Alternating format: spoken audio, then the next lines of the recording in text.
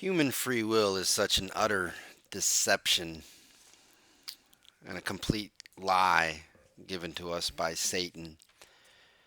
And the reason why it's so important is because if someone truly believes that they have a free will and they can act independently of God, it gives them the opportunity to revel in their own righteousness as opposed to the righteousness of God. If you look at Romans chapter 10, verses starting in 3, going through 5, it says, "For they, being ignorant of the righteousness of God and seeking to establish their own righteousness, were not subjected to the righteousness of God. For Christ is the consummation of the law for righteousness to everyone who is believing." Now, Paul is talking about people here who had a zeal for God. They were excited and enthusiastic about God, but they were looking to establish their own righteousness, meaning that they were saying that they had a free will that could operate independently of God and they could take the credit for doing something to earn what Jesus Christ had done. When we know that Jesus Christ, through his death for sin, his entombment and resurrection, that's why we are righteous. That's why we are saved. And nothing can ever change that. We can't do anything to get it or earn it, and we can't do anything to lose it. It's all based on what Jesus Christ did and his sovereign choice of who will believe and when. But free will gives people the opportunity to establish their own righteousness. Because if I'm acting outside of God's control and I make a decision or do certain good things in order to achieve what Jesus Christ did for me, then that gives me the opportunity to boast in my own righteousness. And I'm establishing my own righteousness whenever I do something or perceive that I do something through my free will. That's why free will and the lie of human free will is such a big one, because it gives you that opportunity in Romans 10, verses 3 to 5, to establish your own righteousness. If God controls every detail of your life, then there's no room for you to boast. It's not up to you, it's not your responsibility, and everything else fades away. The lies of eternal torment, because obviously God, who controls all and has put this plan together, is not going to burn people in a torture chamber for all eternity because he determined that they wouldn't believe in his son. That's nonsense. Jesus Christ took away death for all mankind, and that's what we need to be saved from, not some eternal hellhole that isn't even mentioned if you properly translate the scriptures. We're saved from death. And we're saved by the death, entombment, and resurrection of Jesus Christ, each in our own order, based on God's decision-making process and when he plans for you to come to a knowledge or a realization of that truth. But it's all of God. And the minute you institute or believe that you have a free will, you separate the fact that God has done it all for you and you are establishing your own credibility, your own works, your own righteousness, and applying it to what Jesus Christ did. And that is just a brutal lie and misunderstanding of what God is and who God is. God is in complete control. All is of God, for in him we live and move and have our being.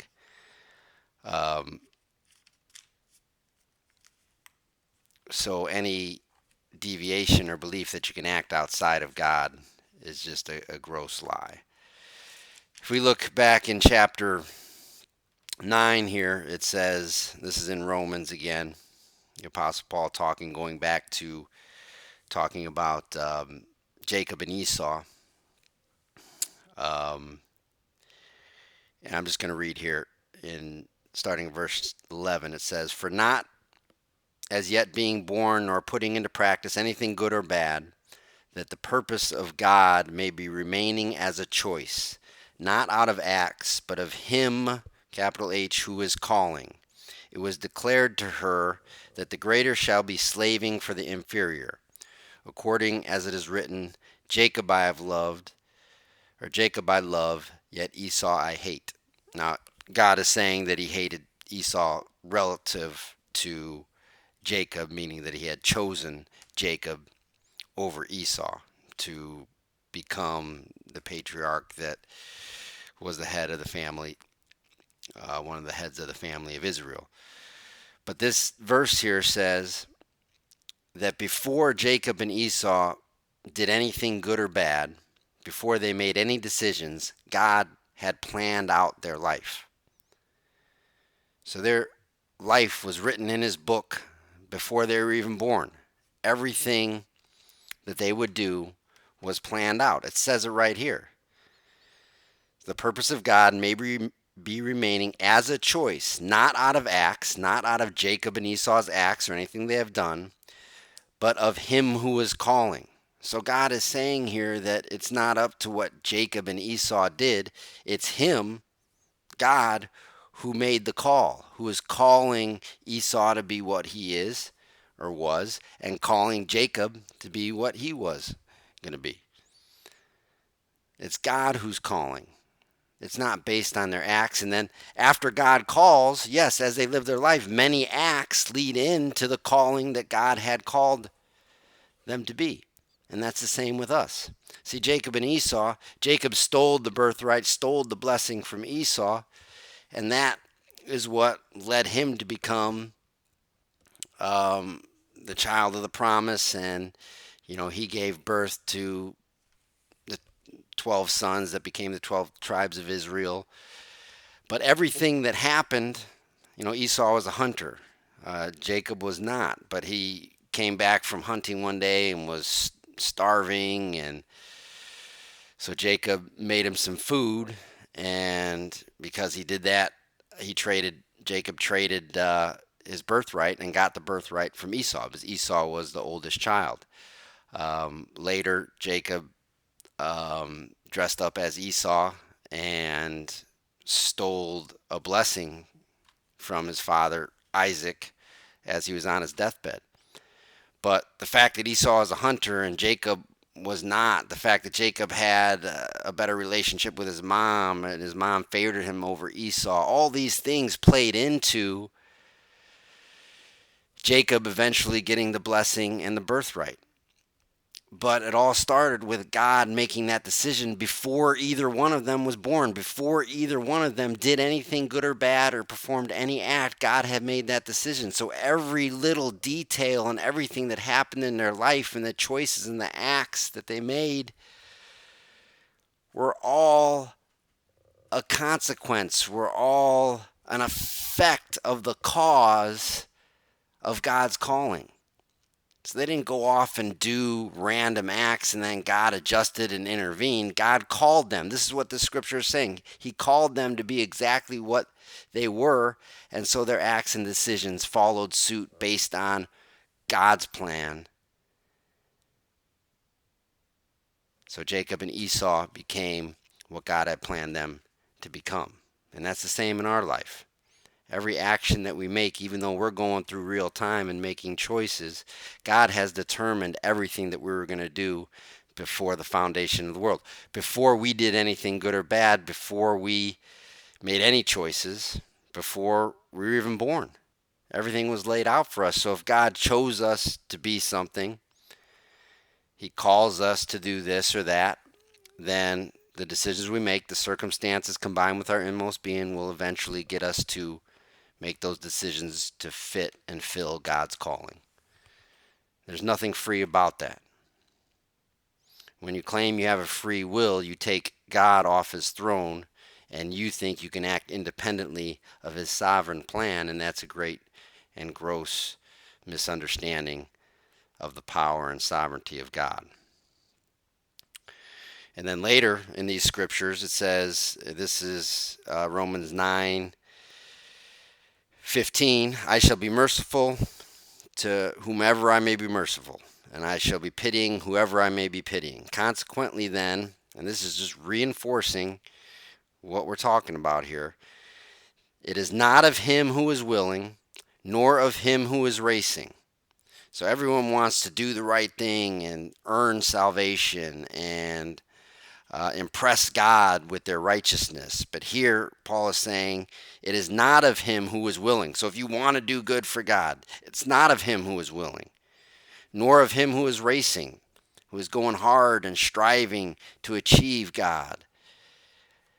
It is not of him who is willing, nor of him who is racing, but of God, the merciful. God makes the decisions. For the scripture is saying to Pharaoh that for this self same thing I rose you up so that I should be displaying my name in your power. Remember, God hardened Pharaoh's heart. It was God's choice to harden Pharaoh's heart. So his heart became hard. He made decisions that would not allow the Israelites to go and worship their God. Pharaoh did harden his heart, but he hardened his heart as a reaction to being called by God to harden his heart. And why would God do that? He says it right here, to display his glory throughout the world. Because what Pharaoh did, God showed the plagues that, he parted the sea. He killed the firstborn of all Egypt, and so on and so forth. So he showed his power to the world.